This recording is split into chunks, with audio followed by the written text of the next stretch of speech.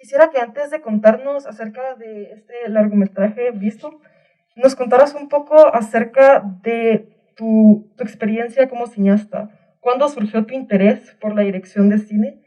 ¿Y cómo fue tu trayecto hacia lo que eres ahorita? Desde chica llevo viendo películas en mi casa con mis dos abuelos, ¿no? Con los que me crié cada noche y ahí ya sentí una conexión especial con el cine. Pero nunca pensé que podía llegar a hacer cine porque como mujer no tenía referentes, ¿no? No había mujeres que hacían cine o que yo no conocía mujeres que hacían cine, entonces nunca me planteé esa posibilidad simplemente por la falta de referentes. Eh, Más adelante recuerdo también en Cannes, ¿no? Los anuncios que iba viendo. Había un Canal Plus, era un canal donde se emitían todos los ganadores de León de Oro en publicidad, ¿no? Y yo alucinaba, ¿no? Con las campañas publicitarias que se hacían ahí y soñaba de alguna forma con algún día poder llegar a hacer algo de eso. Con 16 años que leí curso de dirección de arte, yo no sabía ni qué era eso, en el Cabildo de Canarias, ¿no? Y dije, bueno, esto suena bien, no sé exactamente qué es, pero suena bien. Realicé el curso era con un director de arte que se llama Josep Rosell, que era un director de arte muy conocido, bueno, muy conocido en España, ha hecho muchísimas películas. Y en ese curso pude descubrir parte del cine, un pequeño, ¿no? Una pequeña parte del cine, una pequeña gran parte del cine, que es la dirección de arte. Y ahí empecé a colaborar con un montón de cortometrajes, todo lo que se iba haciendo en ese cabildo, en esa isla, yo me iba metiendo y lo iba haciendo y lo iba haciendo. Todo lo que iba, vamos, como actricista, como ponía clavos, levantaba paredes, todo lo que hiciera falta. Ahí, bueno, fue como el inicio, ¿no? El inicio de mi carrera dentro del cine. Y eso no paró hasta el día de hoy, quiero decirte. Podría seguir contando, pero igual les aburro porque es una historia así un poco larga y ha pasado por muchos, ¿no? Por muchas bifurcaciones, decisiones, montaña rusa, montaña abajo, montaña. Entonces, bueno, tampoco les quiero aburrir. Si alguien quiere saber algo más en concreto, puede preguntar también. Súper, y este es tu primer largometraje, ¿no? Sí, es primer largometraje como directora, coproductora y guionista, sí. Sí, la verdad me impresiona muchísimo la calidad estética y narrativa de este proyecto, especialmente porque no se suelen ver muchos debuts así de impecables como este. Entonces, sí, quisiera saber, cabal, por esto, ¿cuánto tiempo exactamente te tardó hacer este proyecto? Bueno, como comenté antes, el proyecto en general, desde su inicio hasta su final, fueron 11 años. 11 años dirán, wow, ¿por qué 11 años? El proyecto, como ven, es un proyecto muy personal, muy intimista, en el que, bueno, y justo cuando yo comienzo a tratar de moverlo para conseguir financiación, ¿no? A través de productoras y demás, o simplemente para que un productor, porque hay una parte ejecutiva, ¿no? Que es muy compleja y que si no tienes conocimiento, pues es una tarea muy, muy pesada de hacer, ¿no? Esa parte a mí siempre me ha pesado mucho, ¿no? A mí que me dejen crear, que la parte... Pero no, en realidad hay que saber también de la parte ejecutiva, ¿no? Entonces yo busqué un productor por esto, porque me quería quitar sobre todo ese peso, ¿no? Esa parte, ese peso, el peso ejecutivo, la financiación el dinero. Es algo que a mí siempre, a mí nunca nadie me enseñó. Nunca aprendí a hacerlo, entonces necesitaba de alguien que fuera experto en hacer esto. Pero todas las puertas que toqué, iba tocando, me decían que no. Se mezcló con que era un proyecto complicado, que es documental, que es un género de por sí que no hace dinero en taquilla, y con una crisis que había en España en el 2008, en el mundo entero, ¿no? Que hubo una crisis enorme, que directamente, si ya decía documental, daba igual de que fuera, ya te decían que no. Entonces, ese fue el inicio, ¿no? Eh, Peleé tanto el tratar de... Hablé con tantos productores, incluso presenté a subvenciones el proyecto y todo el mundo parecía que me daba puerta, así que decidí empezar yo. Entonces yo trabajaba y en mi tiempo libre me iba a Canarias con mi cámara subí a esa montaña, grababa a mi abuelo, fue todo un proceso muy largo. Y pude ir construyendo, empecé a editar incluso, estuve en un laboratorio de escritura audiovisual también, que me ayudó mucho a, digamos, desligarme de la parte, digamos, más personal, porque cuando escribes algo que tiene que ver contigo tanto, te cuesta mucho, de alguna forma, decidir qué cuentas y qué no, ¿vale? Entonces, en ese laboratorio, digamos que fue el inicio también, digamos, esa raíz, esa semilla, fue la que también me ayudó un poco a empezar a decidir qué iba a contar y qué no, y de qué manera. Bueno, de qué manera todavía no, qué contar y qué no. Y bueno, y eso fue creciendo hasta que conseguí hacer un teaser, conseguí también una financiación para desarrollo. En el desarrollo pude ya construir un guión mucho más sólido. Yo por aquel entonces no sabía escribir guiones, con lo cual imagínate lo que supuso para mí escribir un guión sin saber. O sea que también fue un proceso ahí complicado. Y bueno, y al final conseguí, pues con esa ayuda del desarrollo, conseguí hacer un teaser, conseguí hacer un dossier gigante de memoria, todo lo que había que construir de manera mucho más sólida para poder conseguir financiación. Aún así, no había manera. Y un día ya, cuando ya estaba ya a mitad del proyecto y estaba ya totalmente convencida de que no iba a conseguir ningún, ¿sabes? Ni un duro para hacer la película, que iba a tener que sangrar para poder terminarla, me senté con Ana Sánchez Gijón, que es la productora de La Mirada, ha hecho muchísimas películas, muchos largometrajes, y hablando con ella de manera distendida con un vino, pues mira mi drama, pues estoy haciendo una película y no he conseguido financiación, pero ahí estoy, y nada, de para adelante. ¿Y de qué va? Pues va de esto. Ah, pues a mí me interesa, ¿por qué no me mandas el guión? Y gracias a eso pude terminar ya en condiciones la película y sufriendo un poco menos. Así fue. A veces, bueno, como cineastas todos sabemos que a veces cometemos errores, ¿verdad? Y que posiblemente el espectador ni pueda notar, pero nosotros mismos sí. A mí por lo menos siempre me pasa que cuando termino un proyecto, siempre digo, ah, hubiera querido hacer esto de tal manera, no de la manera en la que lo hice, ¿verdad?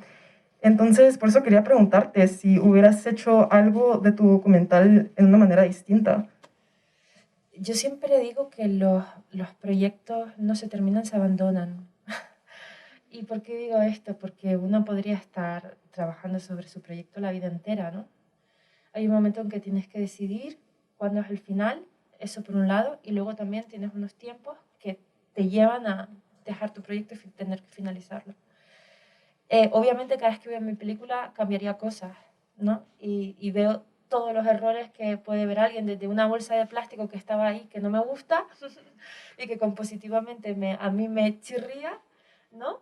Pero luego también es un documental. Entonces yo creo que, como decías tú, ¿no? Yo traté en todo momento de conservar y de narrar, digamos, visualmente como yo quería, ¿no? No sé, cambiaría cosas, sí, pero también tengo que decir algo, ¿no? Muy importante, que igual esto les sirve a ustedes también. Yo cambié, o sea, fueron 26 versiones de montaje, ¿vale? Desde su inicio hasta su final, hasta que dije ya. Y en la versión número 24 yo ya tuve que volver casi prácticamente a la versión 24 de la 26. Porque sentí ya que, ¿sabes cuando estás con el cubo de Rubik que le estás dando vueltas y ya por más vueltas que le des no se va a ver más bonito?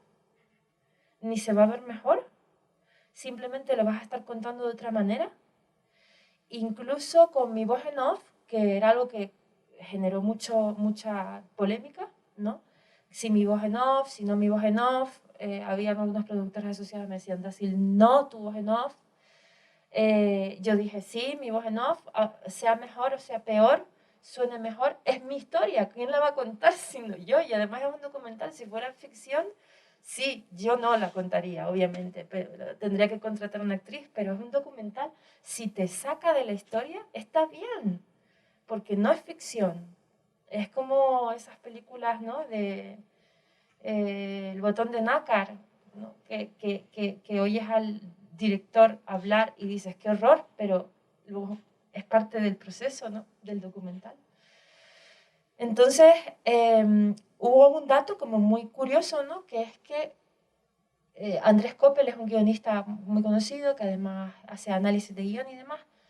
Y yo dije, mira, el documental tenía como... Es muy complejo porque habla de la memoria, era muy complejo, ¿no? Narrar todo y cómo cuentas a través de la memoria. Entonces había algo que le terminaba de faltar foco, un foco más concreto. O sea, era como más poético antes y le faltaba foco. Entonces me siento con Andrés Coppel para tratar, bueno, y con Elena Guadatelli, o sea, cada persona aportó una cosita, ¿no? Pero con Andrés Coppel nos sentamos y empezamos como a mover todo, ¿no? Todo lo que es amigos en off y a reescribir en base a lo que estaba contando, porque era lo mismo con otra, ¿no? Con otra, o sea, quería contar lo mismo, pero con otra forma, digamos. Pues se quedó tan perfecto que ya no te generaba ni un pisco de emoción. Con lo cual tuve que volver a una cuarta versión, o una quinta versión, o sea, ¿no? Que es curioso. O sea que el error, para mí, es tan necesario como la perfección de las cosas, ¿no? Los japoneses lo saben muy bien, ¿no? Y el WhatsApp, ¿cómo se llama? Ahora no me sale. Sí, el wabi-sabi, exacto, perdona. Pero, pero encuentran la belleza en el error, ¿no? Y yo creo y que realmente los japoneses tienen una cultura y una filosofía muy sabia y me acojo a eso, ¿no? Bueno, recuerdo una vez haber escuchado la frase Beauty will save the world y me recordó mucho a este documental, ya que en el mismo explicas que el arte de tu abuelo tiene el poder de sanar. Entonces, cuéntame un poco acerca de cómo nació el amor por el arte y por qué crees que es tan importante. Yo creo que sin arte, o sea, hay una anécdota muy curiosa, ¿no? Con Churchill, que decía que una de las cosas cuando también hubo una crisis, ¿no? Había que eliminarlo y decía que sin arte no éramos nadie, que cómo íbamos a eliminar una cosa así, ¿no? De hecho, mi documental comienza con una frase de George Bernard Shaw, ¿no? Que dice que sin la crudeza de la realidad, el mundo, o sea, sin el arte, la crudeza, ¿no? Y la realidad, el mundo sería insoportable. Pues eso yo lo creo realmente. A mí me salvaron las obras de mi abuelo, me salva el arte, me salva la música, me salva crear y yo creo realmente digamos, en el poder curador de, ¿no? de la creación y del arte. O sea, creo que es muy terapéutico pintar, no sé, cualquier disciplina, ¿no? Sí, exacto, exacto. I can relate, la verdad. Em, sí, este documental la verdad es que es muy, muy, muy personal. Y esto creo que le agrega un toque muy especial al mismo, ¿verdad? Pero entiendo también que esto podría resultar, o sea, revelarle al público tanta información tuya podría resultar a veces, no sé, raro o incómodo, ¿verdad? Entonces, quería preguntarte cómo te sientes tú con, con saber, o sea, con mostrarle al mundo algo tan íntimo como este documental. ¿Te sientes vulnerable de alguna manera? Porque la verdad es que, o sea, sí requiere mucha valentía hacer proyectos de esta forma. Por un lado, yo no tenía claro, o sea, yo en un principio no pensaba contar la pesadilla, ¿vale? La pesadilla pasa y ocurre porque mi abuelo muere, porque hace que la historia tenga muchísimo más sentido, porque si no, no se entiende por qué para mí era tan importante hacer un homenaje a mi abuelo, ¿vale? Porque él, entre otras cosas, me enseñó todo lo que cuentan los silencios, ¿no? Aunque en esta película era necesario tener una voz en off, a mí me hubiera encantado que fuera también a través de silencios, pero eso no era posible en este caso. El otro día le decía a Stephanie, por primera vez estoy un poco nerviosa que voy a mostrar mi película, porque están mis alumnos, ¿no? Y hablo de cosas tan personales y encima les enseño, ¿no? Sobre narrativa que es un poco extraño, ¿cierto? Es, ¿no? Pero una vez te entregas, y yo creo que esto tenemos que hacer los directores, ¿no? También, entregarnos de verdad. Porque cuando nos dejamos tinta en el tintero, no terminamos realmente de llegar a donde queremos, ¿no? Y yo quería contar esta historia. Y si no contaba las cosas que implican la intimidad que contienen, no iba a ser igual. Entonces, bueno, al final es como desnudarte totalmente, ¿no? Pero bueno, ya a uno se le va quitando la vergüenza después de verlo tantas veces, ¿no? Pero al principio sí que antes de estrenarla decías, ay, no sabes cómo va a reaccionar el público y genera cierta incertidumbre, no te voy a decir que no. Sí. Pues bueno, para concluir, em, quisiera preguntarte algo que posiblemente la mayoría de nosotros amantes del cine quisiéramos saber, especialmente porque yo después de ver el documental en verdad quedé fascinada con tu estilo cinematográfico y en verdad me dejaste con las ganas de ver más. Entonces, cuéntame cuáles son tus planes para el futuro, qué proyectos te gustaría realizar y qué temas explorarías. Uf, me pasó una cosa con este documental, mucha gente me dijo, ¿y tu madre? ¿Y tu madre? Y no hablas de tu madre casi. Me dejó tocada esa pregunta, pero no porque no consideraba que tuviera que estar. En la historia no aportaba realmente más que lo que conté, porque yo lo que cuento es un abandono realmente, para poder contar también la fuerza que tuvo mi abuelo, ¿no? La figura que fue él, ¿no? La figura del padre. Mi madre estuvo ahí de alguna forma u otra. Por otra parte, mi madre no quería salir en el documental y yo también tengo una historia muy particular con mi madre y muy personal. Y como creo tanto en el poder transformador del arte y el poder curativo del arte, mi próximo proyecto va a ser con mi madre y también va a ser un documental. Entonces estoy escribiéndolo ahora mismo. Tengo un tercer proyecto que es de ficción, pero ese tiene que esperar. Voy a ir por este que realmente creo que el documental además en sí, ¿no? Tiene la capacidad de, no sé, como de resiliencia, ¿sabes? No como directora, como artista, porque el proceso también fue muy doloroso, tengo que decir, sino para los integrantes, para los que están. En este caso tampoco mi abuelo, pero sí para mi abuela, por ejemplo, que falleció y se quedó con una soledad tremenda. Para ella el documental es como si él estuviera vivo todavía. Y mi madre, pues ya lo veréis. Sí.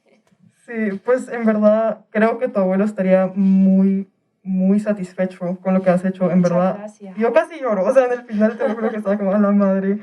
Y sí, creo que el documental es lo tuyo, honestamente, porque puedes contar historias tan personales y al mismo tiempo hacer que el público en verdad pueda sentir esas emociones contigo, ¿verdad? Entonces eso me parece increíble. Entonces muchísimas Muchas gracias por gracias a ti. compartir. Sí, sí, sí, muchísimas gracias. Muy interesante, en verdad. Y Cinema UFM es un evento constante de la Escuela de Cine y Artes Visuales. Para enterarse de los próximos eventos de la Escuela de Cine y Artes Visuales, los invitamos a seguirnos en Instagram y Facebook como Cine UFM y visitar nuestra página web cine.ufm.edu para conocer más sobre la escuela. Algo que me pareció bastante interesante fue que se utilizó efectos visuales. Quería saber por qué fue la razón de eso. Vale, te refieres al efecto visual, al 3D de Sí. la mesa, ¿no? Cuando era la única forma que tenía para que se entendiera que yo había formado parte de ese mundo, que yo ya formaba parte de esos cuadros y de su arte y que esos objetos ya no pesaban y que yo había comprendido y entendido, ¿no? Ese poder, el poder de curación. Para empezar, me gustaría decir que me encantó tu documental. Muchas gracias. Y noté que usaste mucho simbolismo en tu estética. Entonces, para mí fue como una pintura, la forma de montarlo y la forma de expresarlo. Entonces, me gustaría saber si esa estética la generaste durante el desarrollo o la fuiste encontrando en la producción. Qué buena pregunta, porque, bueno, Obviamente cuando haces un documental, como esta mañana les estaba soplando a ellos, ¿no? Tú tienes que escribir un guión. Entonces, y yo tenía muy clara esta historia, ¿no? Porque es la historia que llevo viendo y oyendo desde pequeña, es una historia que tengo interna. Entonces, cuando yo grababa, ya tenía el guión en la cabeza. Entonces, todos esos planos ya estaban aquí colocados. No necesitaba ni siquiera mirar el storyboard, no, es que ni siquiera tenía un storyboard, ¿entiendes? Sino simplemente iba grabando con el guión desde aquí. Hoy vamos a grabar esto, y vamos a grabar aquello, hoy vamos a grabar aquello y aquello otro. Siempre es verdad, tengo material de sobra, porque tú imagínate en 11 años lo que da para grabar, para hacer 3 documentales si quieres, ¿no? Pero, porque en un principio también, o sea, en ese tiempo, digamos, también se va reformulando ciertas cosas, ¿no? Ciertas cuestiones. Pero a nivel estético, a nivel simbólico, tengo que decir algo también que es cierto, para ser justa y honesta, ¿no? Yo siempre digo que el documental se hace, son 3 películas diferentes. La que escribes, la que ruedas y la que montas, ¿no? Yo estaba muy cerca de tener todo eso por lo que te comento, porque la historia la tenía muy clara en la cabeza. Pero es cierto que cuando estaba en el montaje, sobre todo en el montaje, encontré mucho simbolismo. Empezaron a encajar las piezas de una manera increíble, ¿no? Por ejemplo, con lo del cuadro. El cuadro, yo le dije a mi abuelo que yo quería que él pintara, o sea, yo desarrollé ciertas columnas vertebrales para poder llevar a cabo el guión. Yo no puedo decirle a mi abuelo que actúe, no. Yo tengo que tratar de llevar las cosas a través de columnas vertebrales para contar un poco esa historia que yo quiero, ¿no? Entonces, una de las cosas que hice, que formulé fue, abuelo, desarrolla un cuadro, el que tú quieras, que este es el que vas a pintar durante el largometraje, ¿no? Y yo te voy a filmar todo el proceso. Yo nunca le pregunté qué iba a pintar, yo le dije que solamente quería que fuera algo sobre su vida. Entonces yo en un momento dado le pregunto qué qué significaba, y de repente me dice, no, son mis pesadillas. Es lo que yo lo mal que lo pasaba de pequeño, ¿no? Y estoy muy asustado por los monstruos. Y a mí eso me encajó de una manera brutal, ¿no? O sea, digamos que había muchas cosas que se iban encajando como un puzzle. Yo, de todas formas, mi cabeza funciona así, funciona como un puzzle. Siempre voy encajando piezas y se va convirtiendo como una especie de gran puzzle, ¿no? Donde todo va teniendo sentido. ¿Contesté a tu pregunta bien? ¿Sí? Nada. Que tú habías dicho que la voz en off estaba como en debate, a ver si se ponía o no. Pero para mí, al principio sí era como, ah, bueno, voz en off es un documental. Pero para mí fue una de las cosas que más me gustaron en todo el film. Porque, digamos, creo que tradicionalmente se habría hecho así, digamos, los flashbacks, como poniendo como actores y todo eso, como interpretando a tu abuelo de joven y a ti de chiquita. Pero en cambio lo que tú hiciste fue poner solo eso, los shots de tu abuelo pintando. Y algo que me recuerdo muy bien es esa parte cuando dijiste que te gustaba estar en el estudio de tu abuelo. Y lo veíamos a él en su estudio y con tu voz, al menos yo me podía imaginarte a ti de pequeña con tu abuelo. Entonces es una forma que yo no había visto, pues, que alguien lo usara así. Entonces, por favor, siéntete orgullosa de tu voz en off. Pues muchas gracias. Bueno, mi pregunta es, me llamó mucho la atención la escena donde tu abuela está, no sé si es en un hospital, sí, ¿verdad? Sí. No sé, quiero saber un poco más cómo fue hacer esa escena, porque me imagino que no fue fácil por la pérdida, pero no sé, esa es mi pregunta. ¿Cómo fue? Pues bueno, es que el proceso fue muy duro, eso tengo que decirlo, ¿no? Fue tremendamente duro para mí porque por mi proximidad con el protagonista, o con el homenajeado más bien, ¿no? Porque es una película bastante coral también. Mi abuelo no había muerto ahí todavía, estaba en el hospital ingresado, pero todavía no había muerto, estaba muy mal. Y fue duro porque, bueno, pues le pedí eso, que si podía grabarla mientras ella iba a una de las, a visitarle. Y cogimos la cámara y fuimos al hospital, la colocamos ahí como buenamente pudimos y con todo eso, con todo el cuidado que trato de tener en la composición, ¿no? Y todas estas cosas de las que hablamos en mis clases. Pero todavía aún no había muerto. Había mucha preocupación, había mucha angustia porque estaba muy, muy mal, pero todavía no había muerto. De hecho, fue nada, a los pocos días.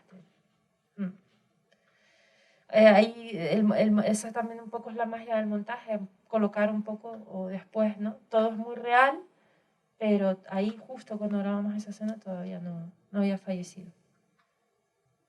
Hola, Dasil. Primero, gracias por esta hermosa pieza de arte. En lo personal lo disfruté muchísimo y aprecio y admiro mucho tu apertura y lo vulnerable que te atreviste a hacer. Así como comentó Michelle, me parece una movida tan valiente que yo salgo inspirada hoy. Quedé fascinada también con lo que había dicho Salma, las maneras visuales en las que pudiste plasmar sentimientos y pensamientos. Creo que fue fantástico y creo que, como nos has comentado ya, fue un proceso en el que aprendiste muchísimo y seguramente creciste mucho como persona, pero me gustaría preguntarte, ¿cuál fue tu mayor aprendizaje como cineasta? Pues qué buena pregunta también, y muchísimas gracias por tus palabras que me emocionan, ¿no? Me dicen cosas bonitas y digo, ay, Dios.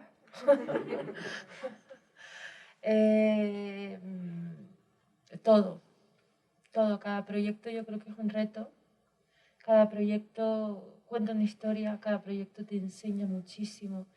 Yo aprendí de todo, ¿no? Aprendí muchísimo en la crítica, de la crítica, apertura a la crítica. Es decir, imagínate que te ven tu película, ¿no? Y te dicen, pues no me gusta esto, no se entiende aquello, o bla, bla, bla, bla. Pero imagínate que te lo están diciendo de ti, ¿no? Y de tu abuelo, porque así lo sentía de alguna manera. Pues no. Apertura total a la crítica, porque es la única forma de crecer, ¿no? Es la única forma de mejorar, es la única forma de hacer que el público entienda. Era una película compleja, como digo. Por otra parte, y en esto debo puntualizarlo muy bien, abierto a la crítica, pero con las ideas muy claras también, ¿no? O sea, escuchar, recibir y tener la capacidad de dirección, de decir esto sí o esto no. Vieron que en los créditos Juan Carlos Fresnadillo aparece, no sé si lo conocen alguno de ustedes, es productor asociado, es un director de muchísimo nombre, ha hecho películas como 28 semanas después, 28 Weeks Later, entre otras muchas, ¿no? Y él era un fiel defensor de que, por ejemplo, tenía que poner una actriz como vos, ¿no? No sé si está bien o está mal, pero yo tenía claro que tenía que hacerlo yo. Entonces hay cosas que tienen que, ¿no? Que la crítica no puede suponer un vapor, ¿sabes? Como una especie de marea loca que te hace tener indecisiones, sino tienes que, digamos, y se tiene que convertir en una obsesión. Yo creo mucho en la obsesión del trabajo. Me despertaba, me acostaba y pensaba todo el tiempo en esto, cuál era la mejor manera de contarlo, cuál era la mejor manera de contarlo, cómo podía mover una escena para que se entendiera mejor, cómo podía, ¿vale? Y bueno, los focus group también me enseñaron, ¿no? Un montón de cosas, pero aprendí, porque cada persona de la que te rodeas te aporta millones de nociones, conocimientos que igual tú no tenías en cuenta, y yo estaba muy abierta a eso. Entonces esa apertura hace que uno, ¿no? Digamos, el conocimiento entre como, ¡guau!, como una especie de... Y eso es el proceso entero, entonces fue, ¿no? Y yo les recomiendo a esto. Y les recomiendo a que enseñen su obra. Y no solamente que enseñen su obra, sino que cuando tienen el guión, hablen de su guión. Y seguramente que cuando lo están contando, lo contarán de maneras diferentes y recibirán críticas. Y entonces todo eso recogerlo, ¿no? Y aprender también de lo que te dice el que va a ser tu público. Entonces, muchísimas gracias por acompañarnos el día de hoy. En serio, me fascinó muchísimo tu documental y verdaderamente, yo no soy mucho de documentales, pero wow, o sea, mis respetos. Pues muchísimas gracias a la UFM por invitarme, a todos ustedes que están aquí compartiendo conmigo esta peliculita y este ratito de hablar. Y nada, quedo eternamente agradecida. Muchas gracias. Oye, y espero ver vuestras películas.